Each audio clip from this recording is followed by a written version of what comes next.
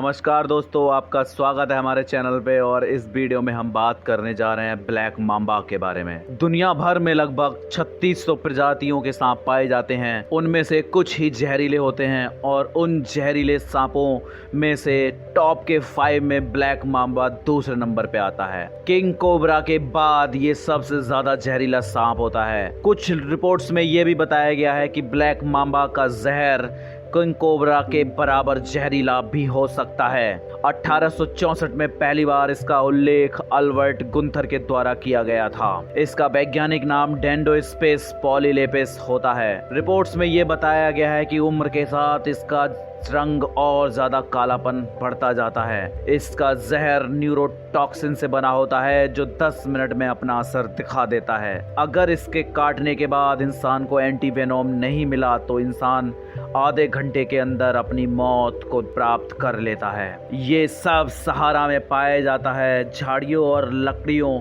के लट्ठों में रहना ये बहुत ज़्यादा पसंद करता है। चिड़ियों के घोंसले, उनके अंडों को भी ये खा लेता है और अपने शिकार को बहुत दूर से भी ये पकड़ सकता है। इसकी लंबाई की हम बात करें तो ये 2 से 3 मीटर के बीच में हो सकती है। अगर कोई ब्लैक मांबा बहुत ज़्यादा पुराना हो गया है तो वो 3 मीटर तक लंबा हो सकता है। इसकी जो स्किन का कलर है वो ग्रे या फिर डार्क ब्राउन हो सकता है। अगर हम इसके दौड़ने की बात करें तो ये 16 किलोमीटर प्रति घंटा की स्पीड से चल सकता है। जब ब्लैक मांबा को कोई खतरा दिखाई देता है तो अपना ये काला मुंह खोलता है और बहुत तेजी से फुफकार भी लगाता है। ये 1 सेकंड में 10 से 12 बार काट सकता है और अपने जहर को इंसान या फिर अपने दुश्मन के शरीर में बहुत तेजी से छोड़ देता है, जिससे ये अपने दुश्मन की मौत का कारण बन सकता है। आम जीवों की तरह ये भी तभी अटैक करता है जब इसको कोई खतरा उत्पन्न होता है या फिर इसे किसी भी तरह का दबाव महसूस होता है। अफ्रीका में पाए जाने वाला ये सबसे लंबा जहरीला सांप होता है। इससे लंबा सांप बस किंग कोबरा ही हो सकता है और सारी प्रजातियों में इससे ज्यादा लंबा कोई भी नहीं होता है। कि वजन की बात करें दोस्तों तो इसका वजन लगभग 1.6 किलोग्राम यानी कि 1600 ग्राम तक हो सकता है। इसके मुंह के अंदर का कालापन बहुत गहरा होता है, उसी वजह से इसका नाम ब्लैक मांबा या काला मांबा पड़ा। अफ्रीका के बहुत बड़े एरिया में ब्लैक मांबा पाए जाते हैं। अगर हम इसके पाए जाने के मुख्य स्थानों के बारे में बात करें तो ये central African Republican, democratic Republic of Congo, south Sudan, Ethiopia, Eritrea, Somalia, Kenya, Uganda, Tanzania, Burundi, Rwanda, Mozambique, Malawi, Zambia, Zimbabwe, Botswana, south Africa, Namibia और अंगोला में ये मुख्य रूप से पाया जाता है। 1954 में ये डाकर रीजन में भी पाया गया जो कि सेनेगल देश में है। IUCN ने अपनी रेड लिस्ट में इसे लीस्ट कंसर्न कैटेगरी में रखा है। इसका मतलब ये हुआ कि ब्लैक मांबा को अभी किसी भी तरह से ज़्यादा खतरा इसकी प्रजाति को नहीं है। ब्लैक मांबा दिन के समय ज़्यादा एक्टिव रहता है। सुबह के समय इसकी एक्टिविटी के लिए सबसे ज़्यादा उपयुक्त होता है।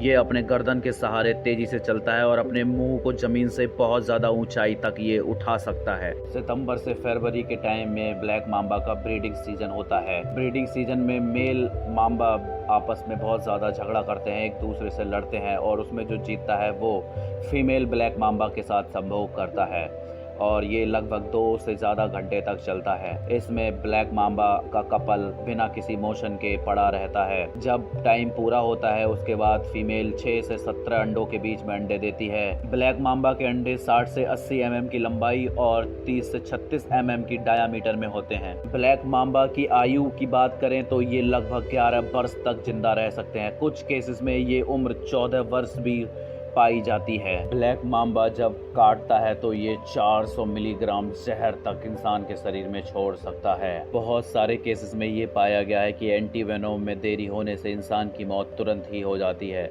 और कुछ केसेस में एंटीवेनोम देने के बाद भी इंसान की मौत हो गई है। तो अफ्रीका में बहुत बड़ा खौफ इस सांप के द्वारा फैलाया जा चुका है। लोग इस सांप से बहुत ज़्यादा डरते हैं। इन सब के बाद भी एक इंसान ऐसा था जिसको ब्लैक मांबा ने काटा और उसकी मौत नहीं हुई। ये थे डेनियल पेनात। इन्हें 1998 में ब्लैक मांबा ने काटा था और ये मौत से बच गए। सारे लोगों की मौत ब्लैक मांबा के काटने से हुई है, जिसमें बहुत सारे फेमस लोग भी थे। इसमें नाथन लेटन जो कि एक ब्रिटिश ट्रेनी थे, सफारी गाइड थे, उनकी मौत भी इसके काटने से हुई थी।